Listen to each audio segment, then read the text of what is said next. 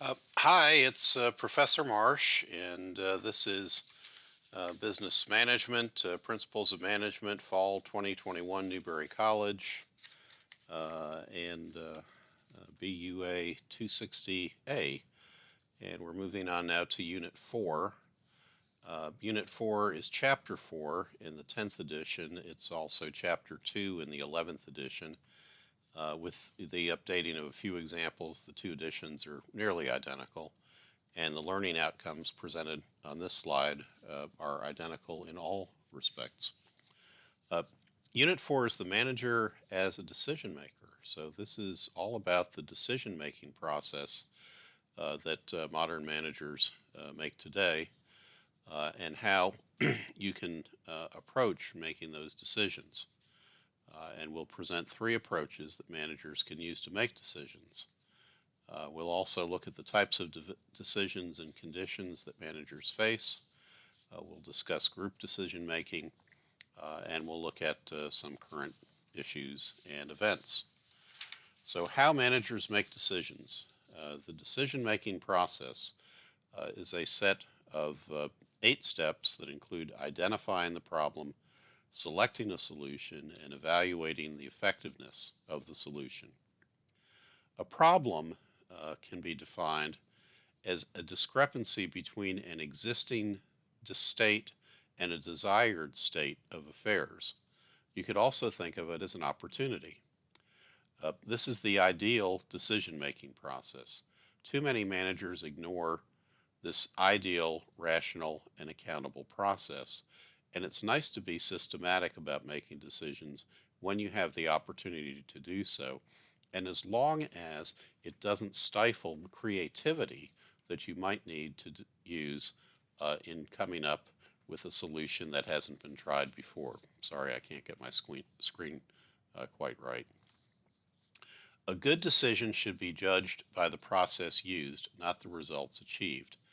You can be dumb but lucky in some decisions.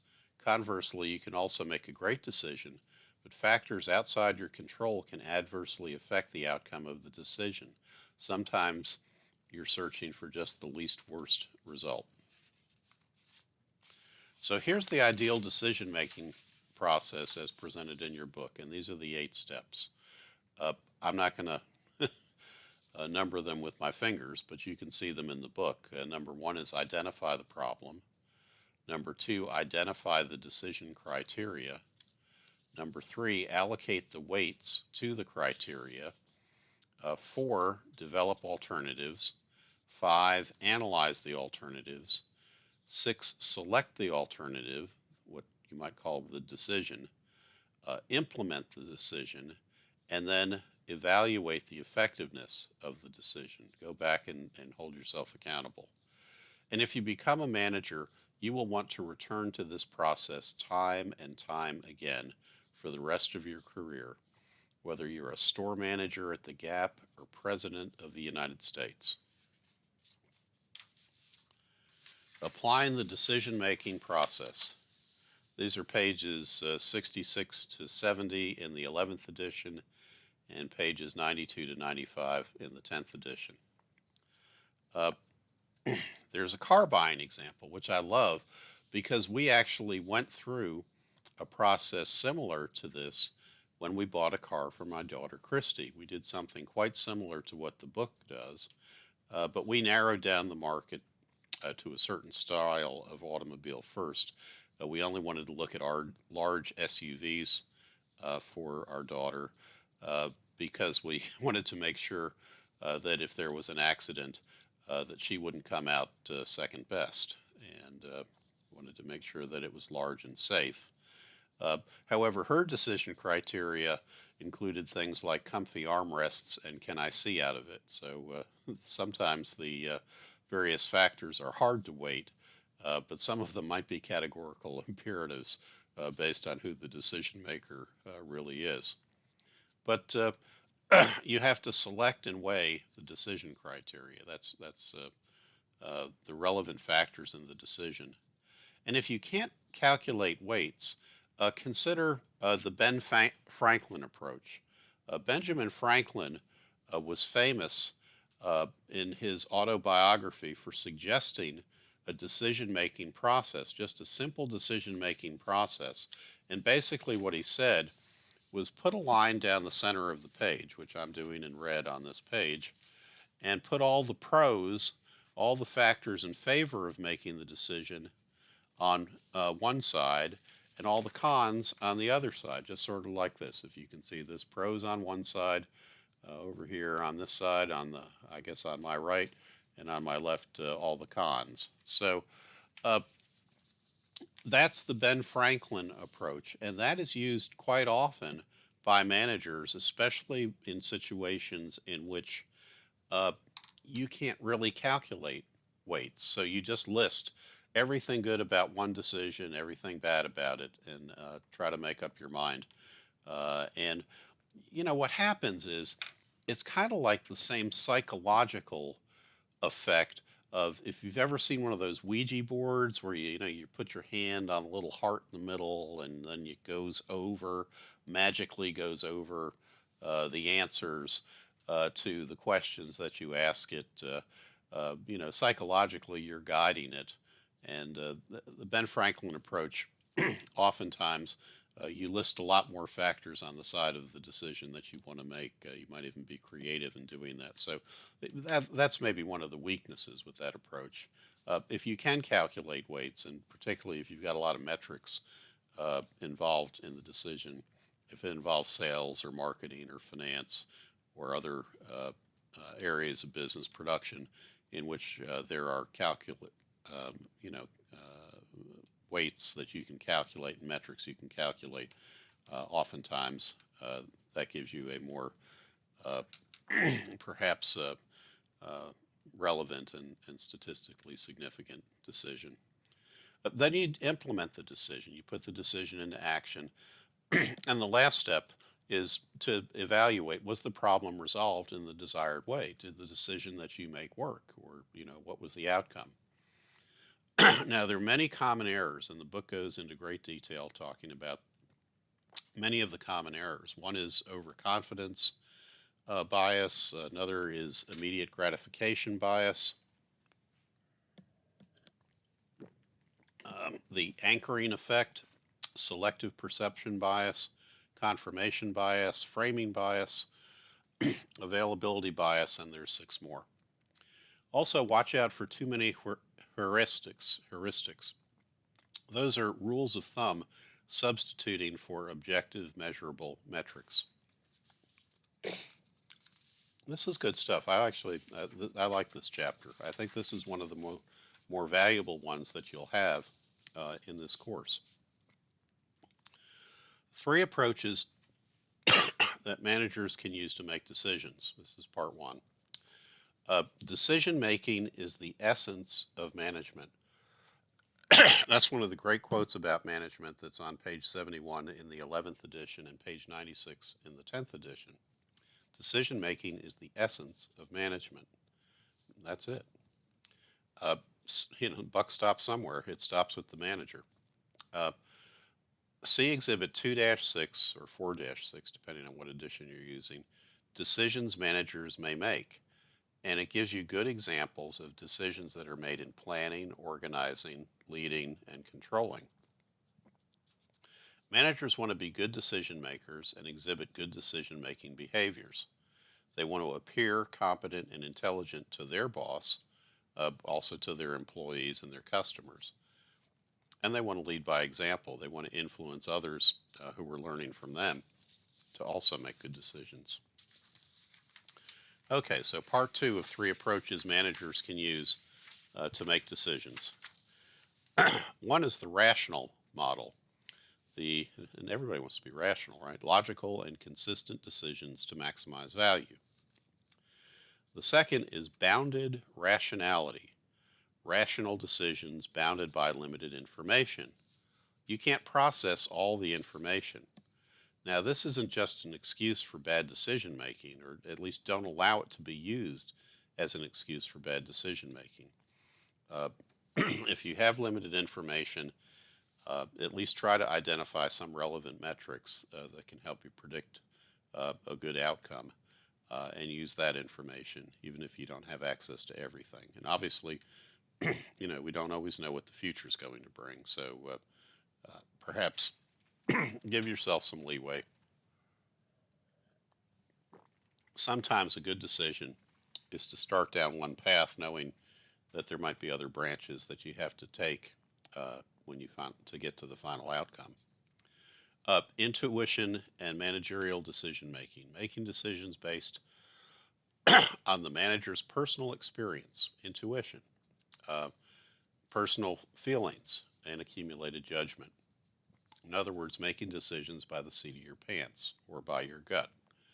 Almost half of managers rely on intuition more often than formal analysis to make decisions about their companies. The problem with this is, how can this be duplicated? How can you lead by example?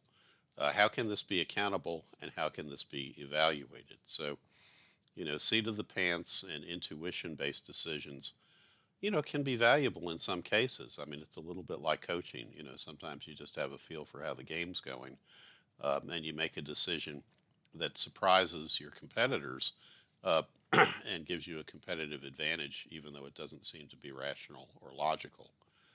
But just note that note the exhibit that discusses what is intuition. Intuition guided by experience can be very valuable. Also note the box on managing technology in today's workplace. You can create an expert system that makes decisions for you. Is there a way to identify and create a neural network to systemize the brain function using computer software, distinguishing patterns or trends too subtle or complex for human beings? Isn't this the basis of much of the targeted advertising that we see on the internet right now? I mean, it's not that it's replacing us with machines, but it is seducing us and guiding us and perhaps controlling us with machines because of the ability of computers to learn how we respond to whatever stimuluses we see on the internet. So that's an interesting area of both human behavior and information technology. And you see it discussed a lot. I mean, all the stuff about Facebook's responsibility to society and whether it's influenced elections and all that sort of thing.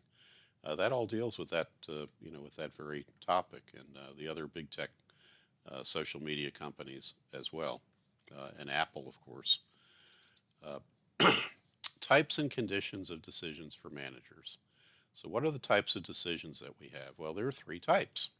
There is the structured problem, the unstructured problem, and the programmed decision. Now, what are they?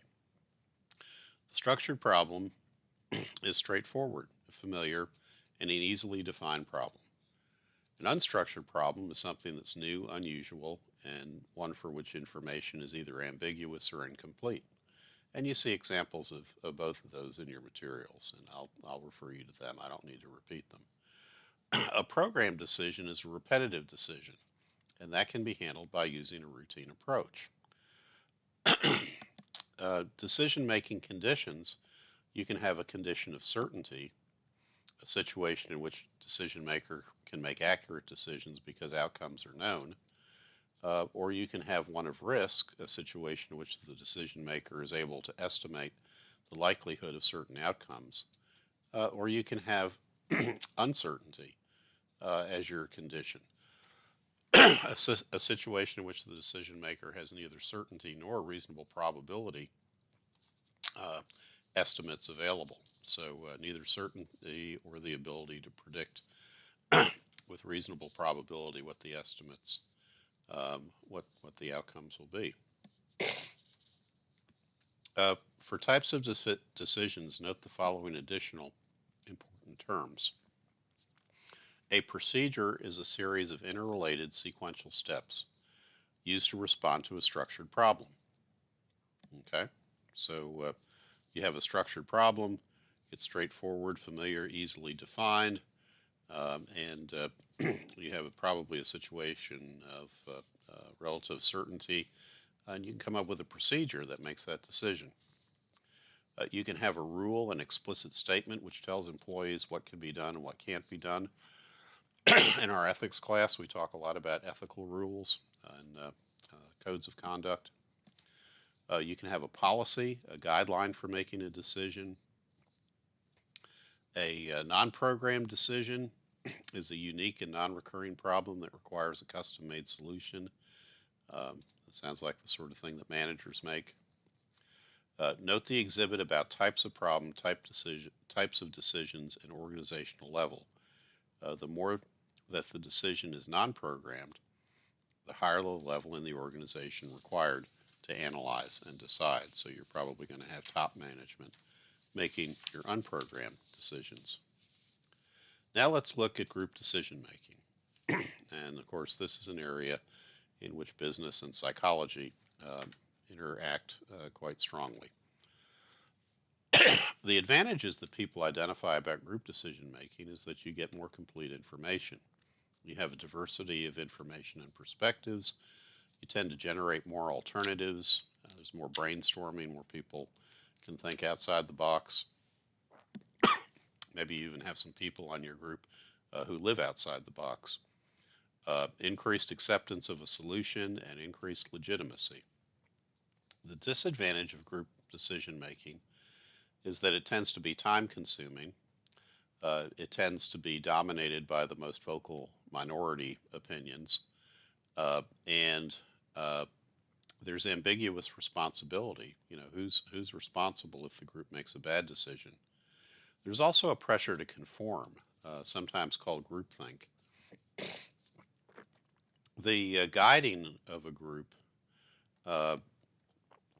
I'm sure there are examples in business, but I know in the law, if you ever see that old movie 12 Angry Men about a jury trying to decide whether or not to convict the defendant, that is a great example of all the strengths and weaknesses of group decision making, and how if you have a good leader in the group, a good foreman for the jury, you can make a good decision, even if it doesn't seem initially to be the obvious decision. Group decision making gets a bad rap. All jury decisions are group decisions, and that's the basis for all decisions on criminal penalties, capital punishment, and many big civil cases. Groupthink definition is when a group exerts excessive pressure on individuals to withhold his or her divergent views in order to appear to be in agreement. That is very common in jury cases, and especially in situations in which there are pressures to, let's get this over with. We've seen enough. We've heard enough. We've been locked up long enough. Let's just make a decision and move on. How can you improve group dynamics? One is brainstorming, creating alternative ideas and solutions while withholding judgment and criticism. In my family, we had a brainstorming session to name one of our new cats.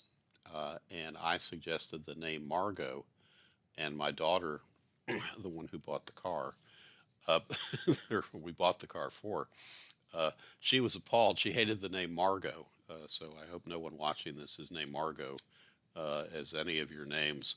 But in any event, she was not good at brainstorming. It was difficult for her not to judge immediately.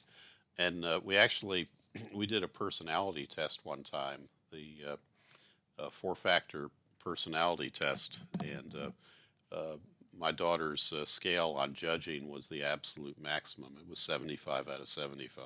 So anyhow, nominal group technique. Group members are physically present but operate anonymously and independently, encouraging independent thinking and suppressing groupthink.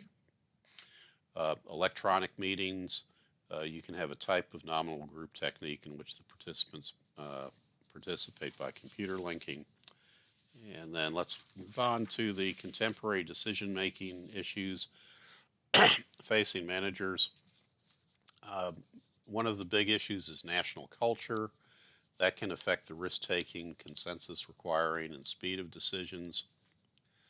Notice the Japanese custom of, and I'm probably mispronouncing this, but ringasai, consensus building group decision making. As a manager, can you capture diverse viewpoints and ideas that a diverse workforce has? That's a challenge for managers. It's also creativity and design thinking. Individual creativity requires one, expertise, two, creative thinking skills, and three, individual task motivation, intrinsic task motivation. Now, these are things that typically come to many people later in life, or at least some of these skills. So, as a manager, you might have to develop it in yourself. You might have to work to develop it, and then how do you harness it in the other members of your group? Note the 5 organizational factors that block creativity at the end of the chapter. Those are important factors.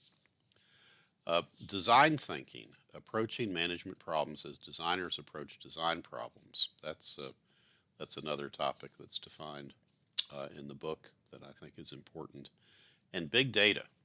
Big data. You hear about big data on the news all the time.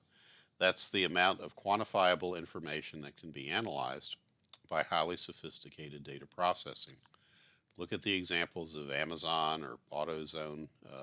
The book suggests for the effects of big data on today's business. Okay, so that is a very important chapter in our Principles of Management foundational learning, and that is on decision making. So that's it for Unit 4, and next time we will go on to Unit 5. Have a great day. Bye-bye.